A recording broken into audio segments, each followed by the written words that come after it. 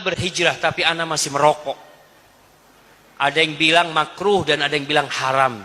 Jadi ana bingung mana yang benar, Ustaz.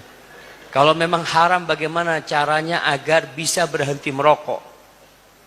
Allahu Akbar. Kalau bicara rokok ini jemaah, penyakit rokok ini. Dulu tulisan-tulisan iklan rokok itu selalu di bawah ditulis apa? Rokok membunuhmu. Maka yang anak katakan, pemerintah kita itu hampir mengharamkan rokok. Hampir mengharamkan rokok. Karena sejatinya bunuh diri itu dilarang dalam hukum pemerintahan kita. Kalau sudah tahu rokok membunuh, kok masih dijual? Karena ada yang beli.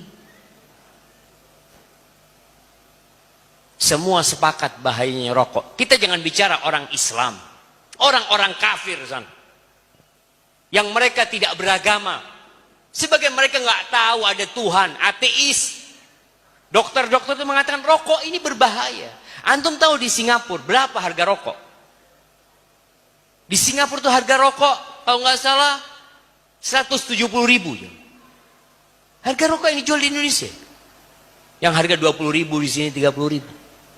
Kemudian orang yang merokok di tempat umum sekarang mulai dilarang. Nggak boleh ngerokok di bus, nggak boleh ngerokok di kereta, di pesawat, sampai dikasih gambar tuh. Pesawat ini bebas asap rokok. Kenapa? Karena nggak bermanfaat, ganggu orang rokok itu. Kemudian sekarang mulai polisi sudah ada larangan merokok sambil berkendaraan. Iya kan? Mulai.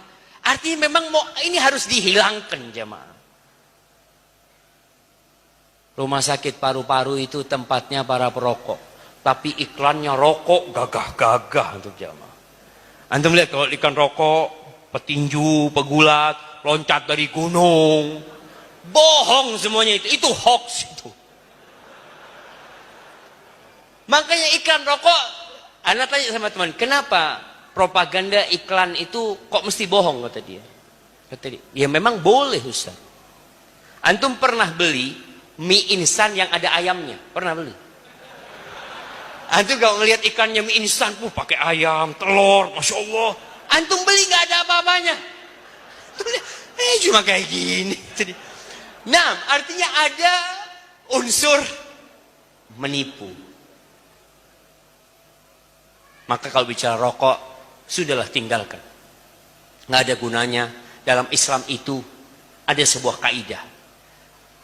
Karena ada orang yang marah ketika dikatakan rokok haram. Memang tadi sebagian ulama mengharamkan dan lebih condong kepada yang mengharamkan. Sebagian mengatakan makruh. Dan antum lihat, sebagian mengatakan, Ustaz, tolong tunjukkan dalam Al-Quranul Karim mana ayat tentang rokok. Waduh, susah ini kalau dapat orang pinter kayak gini. Tolong tunjukkan di Al-Quran kalau beras itu halal. Mana ada beras dalam Al-Quran? Tunjukkan. Nggak ada beras dalam Al-Quran Karim. Sebagaimana tidak ada rokok dalam Al-Quran Karim. Karena Rasul SAW tidak pernah makan beras selama hidupnya. Nggak ada beras di Madinah.